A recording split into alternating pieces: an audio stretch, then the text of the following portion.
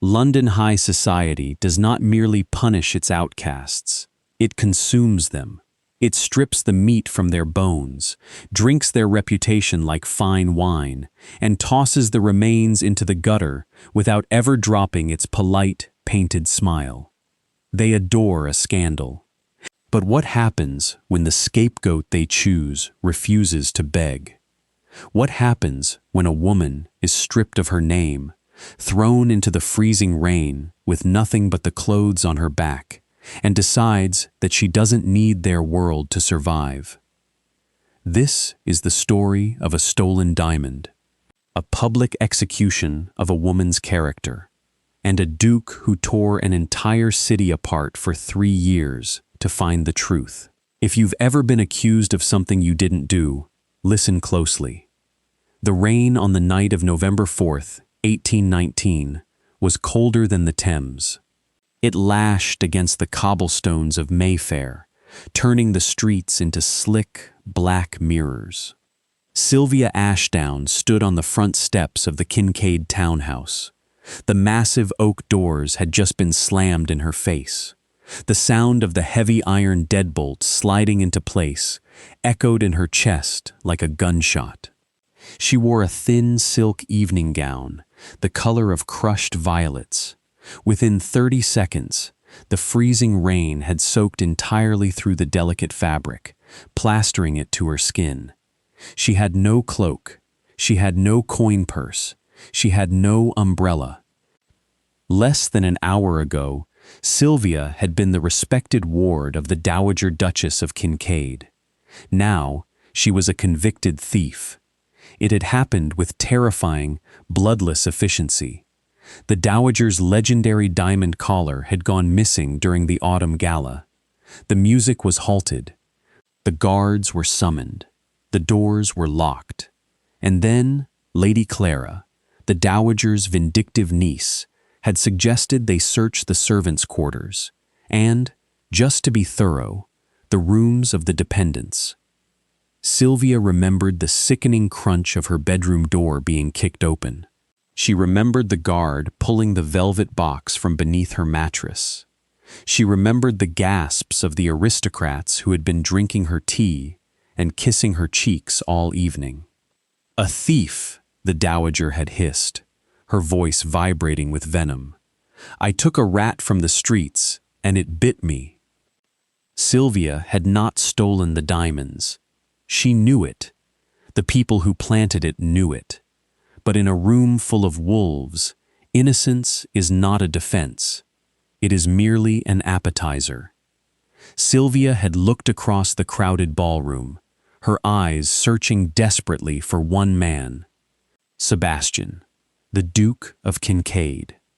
Sebastian had been standing by the fireplace.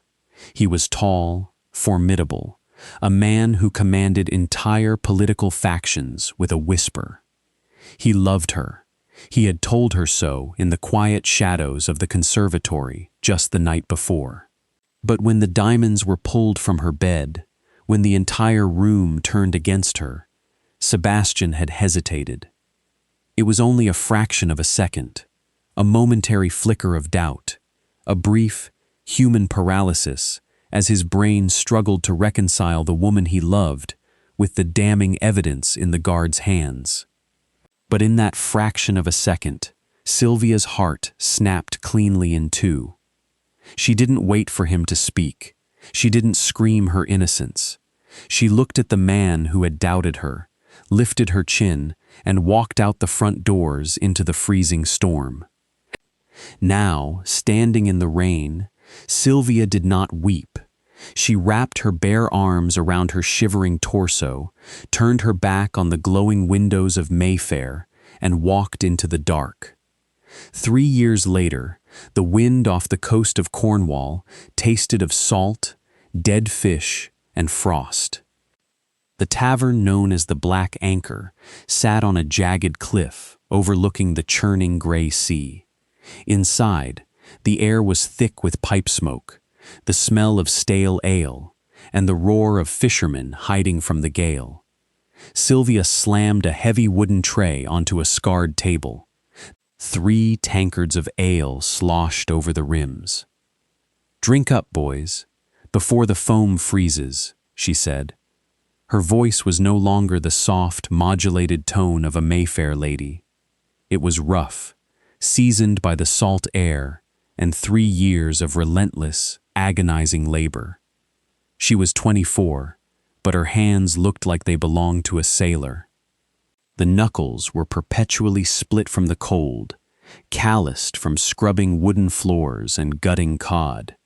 She wore a heavy wool skirt stained with grease, and a thick sweater unraveling at the cuffs.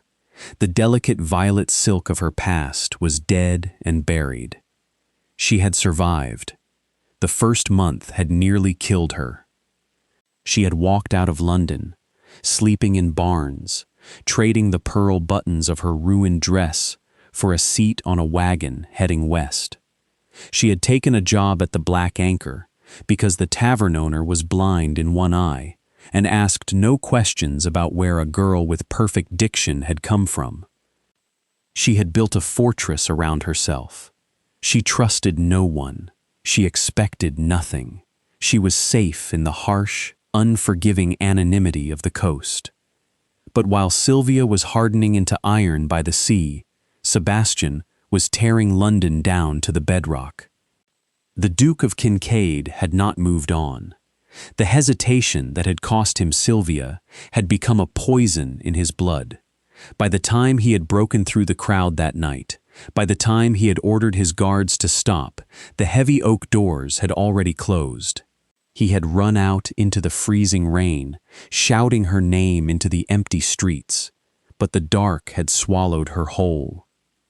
For 3 years, Sebastian did not attend a single ball. He did not marry. He turned his massive, opulent estate into a war room. He hired Bow Street runners. He bribed jewelers, interrogated pawnbrokers, and stalked the underground markets of London. He knew Sylvia was innocent. His hesitation had not been a lack of faith in her. It had been the shock of a tactical ambush. But he knew that apologizing without proof would be an insult. He had to clear her name. He had to find the truth, and he had to punish the people who had framed her. It took him exactly 36 months. The break came on a Tuesday, in a filthy alley behind a gambling hell. A disgraced jeweler, facing debtor's prison, finally confessed under Sebastian's terrifying, violent interrogation. The diamonds found in Sylvia's bed were paste, excellent forgeries. The real diamonds had been sold to a Parisian merchant 3 days before the gala, and the person who sold them was Lady Clara, the dowager's niece. The same woman who had loudly suggested they search Sylvia's room. Sebastian did not call the magistrate. He handled it himself. He locked Lady Clara in a drawing room, presented the forged receipts, the jeweler's confession, and the records of her massive, hidden gambling debts. He gave her exactly 1 hour to sign a full, public confession, or he would personally see her thrown into Newgate prison to rot among the murderers. She signed it, weeping hysterically, begging for mercy. Sebastian looked at her tears and felt absolutely nothing. He took the confession, banished her from London permanently, and walked out. He had the truth. Now, he had to find the woman he had failed. It took his men 3 months to track the rumors of a woman with high-born manners working in a coastal tavern.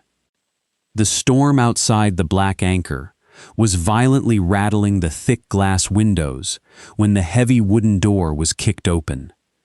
The tavern fell silent. The howling wind rushed into the room, blowing out the candles on the nearest tables.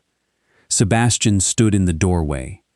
He wore a heavy black riding coat soaked with rain. His boots were caked in mud. He looked entirely out of place among the fishermen and smugglers. He looked like a dark, vengeful god who had just stepped out of a nightmare. His pale gray eyes swept the smoky room, and then they stopped. Sylvia was standing behind the bar, a dirty rag in her hand, wiping spilled ale from the wood. She froze. 3 years evaporated in a single second. She looked at his broad shoulders, the sharp line of his jaw, the desperate, hollow exhaustion under his eyes. He didn't speak. He walked across the tavern floor. The fisherman parted for him instinctively, recognizing the lethal, unyielding aura of a man who would kill anyone who stood in his way. Sebastian stopped in front of the bar. He looked at her rough, calloused hands. He looked at the grease stains on her wool skirt. He looked at the cold, dead barrier in her eyes. "Sylvia," he whispered. The sound of her name on his lips felt like a physical blow. Sylvia did not drop the rag. She did not gasp. She kept her spine perfectly straight. "The bar is closed to gentlemen," she said, her voice flat, scraping against the silence of the room. "I suggest you ride back to whatever manor you crawled out of, Your Grace." Sebastian's chest heaved. He reached inside his heavy, soaked coat and pulled out a thick envelope. He placed it gently on the wet wood of the bar. "It is a full confession," Sebastian said, his voice raw, shaking with suppressed adrenaline. "Signed by Clara, witnessed by the magistrate, and published in every major newspaper in London this morning. The world knows you are innocent. Your name is entirely cleared." Sylvia looked at the envelope. She didn't touch it. She looked back up at him, her eyes burning with a cold, terrifying fire. "My name was always clear," she said quietly. "Your society was dirty. I don't care what the newspapers say, Sebastian. And I don't care what you believe." She turned her back on him, picking up a stack of dirty wooden bowls. Sebastian didn't yell. He didn't demand her attention. He walked around the edge of the bar, invading the narrow space behind the counter. Sylvia turned sharply, ready to push him away, but Sebastian dropped. Right there, behind the sticky, ale-soaked bar of a smuggler's tavern, the Duke of Kincade sank to his knees on the filthy floor. The entire tavern gasped. Sebastian didn't care who was watching. He didn't care about the mud or the spilled alcohol soaking into his trousers. He looked up at Sylvia, his eyes entirely unguarded, completely stripped of his aristocratic armor. "I know," he said, his voice breaking. "I know you were always clear. I didn't spend 3 years looking for the truth because I doubted you, Sylvia. I spent 3 years tearing the world apart because I hesitated for 1 second, and that 1 second cost me my soul." Sylvia stared down at him. Her hands began to tremble, the wooden bowls rattling against each other. "You let them lock the doors," she whispered. The furious, agonizing pain of 3 years finally cracking her voice. "You let me walk into the rain." "I was a coward," Sebastian said, tears mingling with the rain on his face. "I was paralyzed by the rules of a society I should have burned to the ground. I cannot undo that night, but I will spend every day of the rest of my life making sure no one ever locks a door on you again." He reached out, his large hands trembling, and gently took her scarred, calloused fingers. He didn't flinch at the rough skin. He didn't recoil at the smell of brine. He pressed her ruined knuckles to his lips and kissed them with absolute, overwhelming reverence. "Come home, Sylvia," he pleaded. "Not to their world, to mine. Marry me. Let me spend the rest of my life earning the forgiveness I don't deserve." She dropped the wooden bowls.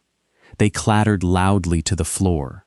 She grabbed the lapels of his soaked riding coat and pulled him to his feet. She didn't offer a polite, weeping acceptance. She kissed him with the desperate, violent hunger of a woman who had survived starvation. Sebastian caught her, his arms wrapping around her waist, crushing her against his chest, as though he were afraid she would disappear into mist. A month later, the grand ballroom of the Kincade estate in London was filled with the exact same aristocrats who had cast Sylvia out. They had come to pay their respects to the new Duchess, terrified of the Duke's wrath, desperate to pretend they had never doubted her. The heavy oak doors swung open. Sylvia walked in. She did not wear the pale, delicate colors of a victim seeking pity. She wore a gown of midnight blue velvet, dripping in diamonds. Real diamonds, bought by a man who worshipped the ground she walked on. She walked down the marble steps, Sebastian's hand firmly on the small of her back. She looked at the lords and ladies scrambling to bow to her. She didn't smile. She didn't offer forgiveness.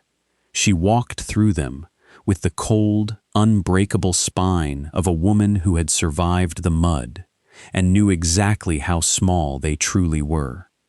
Society loves a victim, but they are absolutely terrified of a survivor. They want you to break quietly in the dark. Sylvia refused to break, and in doing so, she brought the most powerful man in London to his knees and claimed an empire.